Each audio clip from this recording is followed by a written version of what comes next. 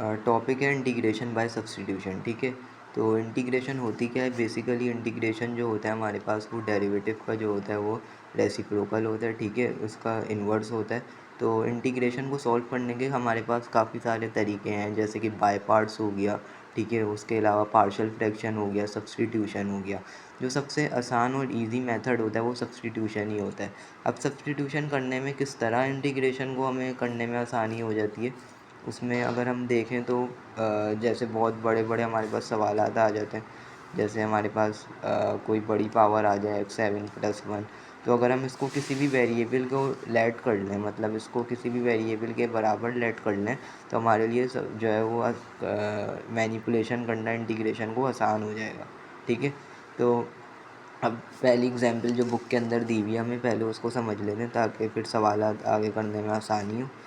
पहले सवाल में हमें ये बोला हुआ कि x+2 की पावर 5 का dx। ठीक है, ये दिया हुआ है और इसको हमने इंटीग्रेट करना है। ठीक है, अब यहाँ पे लिखा हुआ नहीं है कि ये बाय सब्स्टिट्यूशन होगा या बाय पार्ट्स होगा या बाय पार्शियल फ्रैक्शन होगा, लेकिन अभी हमारे खुद जो है वो हमारी स्ट्रेटजी ये होनी चाहिए कि हमें पता हो कि भाई यहाँ पे देखो पावर 5 है ना, तो इसका मतलब ये है कि फार्मूला कोई ना कोई अगर हम यहाँ पे डायरेक्ट खोलेंगे तो पावर 5 को हमें पहले 2 और 3 में ब्रेक करना पड़ेगा। पहले स्क्वायर का फार्मूला लगेगा, फिर क्यूब का लगेगा। ठीक है, तो इस तरह के सवालात में फिर हम यही सोच देंगे यहाँ पे सब्स्टिट्यूशन होगी।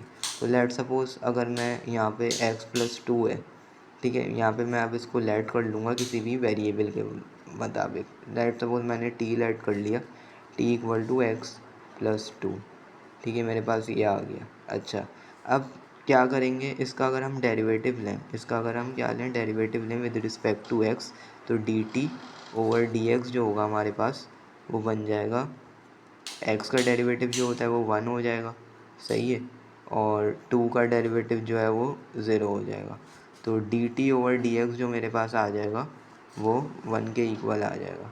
ठीक है, और अगर मैं dx को इधर सेंड करवा दूँ यहाँ पर 1 के पास, तो dt मेरे पास जो इक्वल आ जाएगा वो dx के इक्वल आ जाएगा। ठीक है, तो dt जो है वो dx के इक्वल आ गया। सही है, अब सब्स्टिट्यूशन करी जो है हमने, सवाल को अगर हम सॉल्व करना शुरू करें, यहाँ पे देखें तो जो x+2 था उसकी जगह t आ जाएगा। ठीक है, t की पावर में क्या है, 5 है। ठीक है, और जो dx था, अब जो हमने लेट किया होता है ना, लेट सपोज अगर मैंने यहाँ पे u लेट किया होता तो मैं du लेता। ठीक है, अगर मैं यहाँ पे x लेट करता तो मैं dx लेता, जो कि पहले से ही मौजूद था, इसलिए वो लेट नहीं करेंगे। अच्छा, y होता तो dy लेता। अभी t लिया है तो मैं क्या लूँगा, dt लूँगा। तो dx की जगह जो मैंने यहाँ पे कैलकुलेट किया वो dt के इक्वल आ गया। ठीक है, यहाँ पे मैंने लिख दिया dt।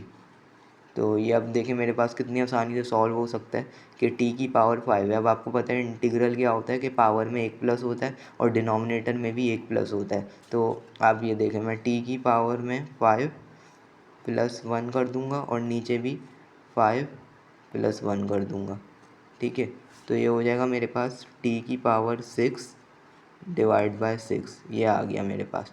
लेकिन अभी आंसर ख़त्म नहीं हुआ है, क्योंकि सब्स्टिट्यूशन जो हमने करी थी, सब्स्टिट्यूशन जो हमने t को लेट किया होता है x+2 के इक्वल, वो हम यहाँ पे पुट करेंगे दोबारा। ठीक है, तो दोबारा जब मैं पुट करूँगा x+2 की पावर 6 और डिवाइड बाय 6, तो ये हमारे पास आंसर आ जाएगा। ये बुक की पहली एग्जाम्पल थी। आई होप कि क्लियर होगी।